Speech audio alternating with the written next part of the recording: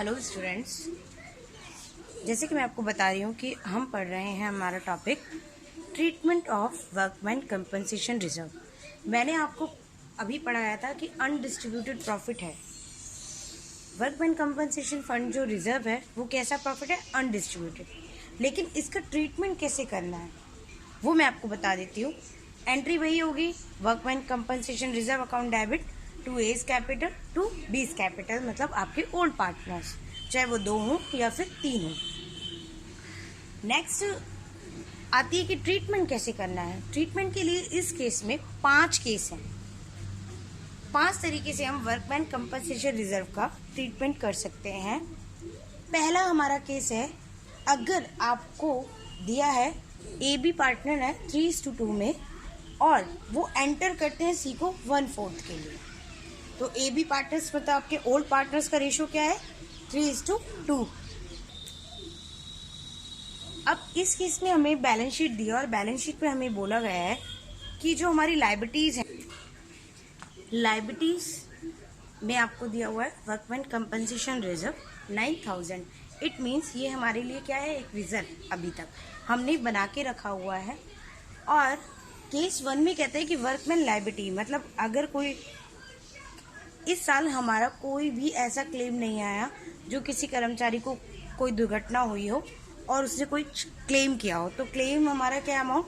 0। Claim amount 0 है। और तो जो पार्टनर्स को डिस्ट्रीब्यूटेड अमाउंट होगा वो कितना होगा? पूरा का पूरा। मतलब हमने एक रिजर्व बनाया 9000 का, जिसमें से 1 रुपये भी हमने लायबिलिटी के तौर पर नहीं दिया, तो हमारा जो बचा हुआ अमाउंट कितना है? 9000। वो पूरा का पूरा हम हमारे ओल्ड पार्टनर्स में डिस्ट्रीब्यूट कर देंगे। देखिए एंट्री क्या होगी? WCR workman compensation reserve account debit, amount कितना है? पूरा 9000 to A's capital to B's capital.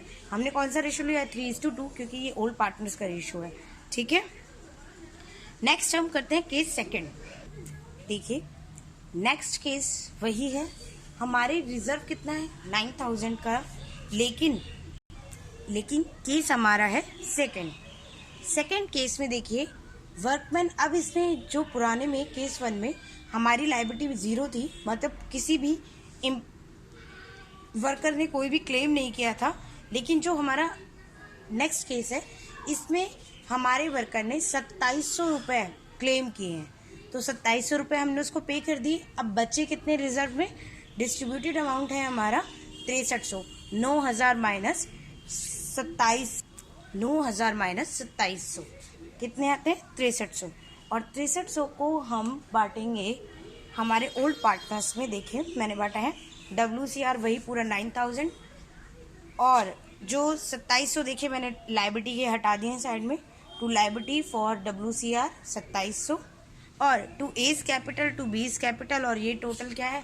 6300 को बांटा है हमने 3:2 रेशो में। ये हमारा सेकंड केस है। इसी तरीके से हम हमारा थर्ड केस करेंगे। थर्ड केस में देखिए हमारा थर्ड केस में बोला गया है कि अगर वर्कमैन लायबिलिटी जो है वो हमारी पूरी 9000 की हो। पहले तो क्या था कि हमारी लायबिलिटी 0 थी, सेकंड केस में था कि हमारी लायबिलिटी 2700, मतलब 9000 का अमाउंट है, उसमें से हमने कुछ पैसा दिया है। लेकिन अब की बार ये है कि अगर हम पूरा का पूरा अमाउंट हमारा लायबिलिटी में आता है, 9000 हमने सोचा था, रिजर्व बनाया था, और 9000 हमारे किसी वर्कर को हमने लायबिलिटी के रूप में चुका दिया, तो डिस्ट्रीब्यूटेड करने के लिए हमारे पास अमाउंट कितना होगा? 0, क्योंकि हमारे पास कोई अमाउंट बचा ही नहीं है। इसलिए हम जो पूरा का पूरा अमाउंट है वर्कमैन कंपनसेशन अकाउंट को डेबिट किया है 9000 से, और लायबिलिटी को पूरे 9000 से मैंने क्रेडिट कर दिया। एज कैपिटल और बीज कैपिटल को कुछ नहीं मिलेगा, क्योंकि उन्हें डिस्ट्रीब्यूट करने के लिए हमारे पास कोई अमाउंट नहीं। ठीक है, अब हम पढ़ते हैं केस 4। देखिए फोर्थ केस में क्या है? फोर्थ केस में है बेटा कि आपके पास वर्कमैन जो लायबिलिटी है वो तो है 13500, लेकिन हमारे पास रिजर्व क्या है? 9000। तो इसका मतलब अब क्या है? जस्ट अपोजिट हो गया कि आपके पास रिजर्व कम है और लायबिलिटी ज़्यादा है। तो मेरे पास 9,000 रुपये और मुझे पे करने कितने 13,500, मतलब 4,500 का मुझे और पे करना है। तो ये जो लॉस है, देखिए मैंने आपको दिखाया है 9,000 माइनस 13,500, तो जो डिस्ट्रीब्यूटेड अमाउंट है वो 4,500 आ रहा है और वो भी किस में आ रहा है, लॉस में।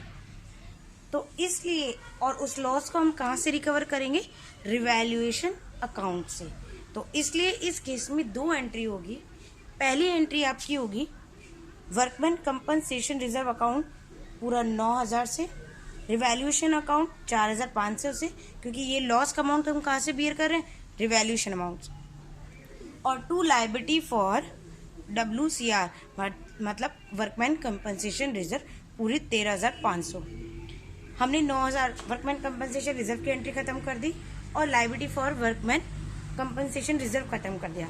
लेकिन जो रिवैल्यूएशन का लॉस है वो डिस्ट्रीब्यूट करेंगे दोनों पार्टनर, और चूंकि ये लॉस है तो इसलिए दोनों पार्टनर्स की कैपिटल क्या हो जाएगी, डेबिट, कम होगी तो डेबिट, इसलिए A's capital account debit, B's capital account debit to revaluation account, और अमाउंट क्या आएगा 2700 और 1800। क्यों, क्योंकि ये जो 4500 अमाउंट है जो हमारा लॉस का, वो हम किस में डिस्ट्रीब्यूट कर रहे हैं, हमारे 3:2 रेशो में। नेक्स्ट हमारा केस है 5th केस, ये लास्ट और फाइनल केस है, ये और बता देती हूँ मैं आपको। देखिए अब हमारा है 5th केस। 5th केस में देखिए, केस नंबर 5 में हमें दिया गया है कि हमें बैलेंस शीट में वर्कमैन कंपनसेशन रिजर्व नहीं दिया, मतलब हमने कोई रिजर्व नहीं बनाया और अचानक से हमारे पास लायबिलिटी आ गई। लायबिलिटी कितनी है, वर्कमैन की लायबिलिटी 3600। चूंकि हमने रिजर्व नहीं बनाया और 3600 हमारी लायबिलिटी है, तो पहले भी हमने क्या किया था, पिछले जो 4th है उसमें भी क्या, जो पैसा कम पड़ गया था हमने रिवैल्यूएशन से ले लिया था। इस केस में भी सेम वही है, बस हमारे पास वर्कमैन कंपनसेशन रिजर्व नहीं है।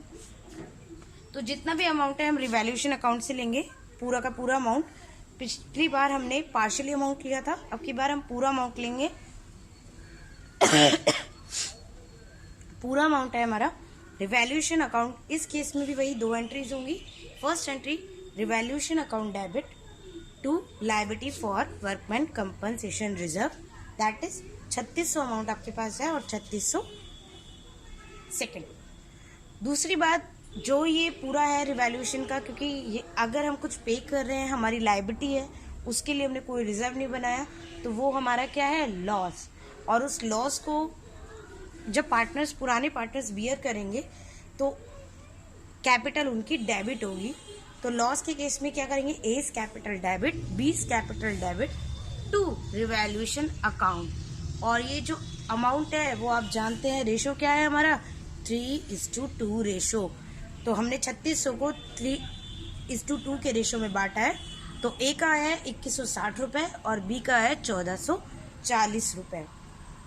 आज हमने पूरे हमारे 5 केसेस किए हैं वर्कमैन कंपनसेशन रिजर्व से रिलेटेड।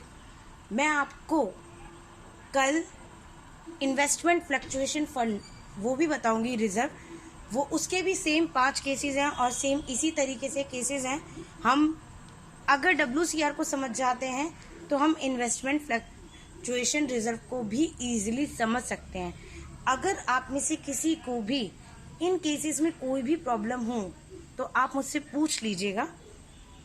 और अमाउंट के ज़रिए मैंने इसलिए समझाया जिससे आपको ज़्यादा क्लैरिटी से समझ में आएगा।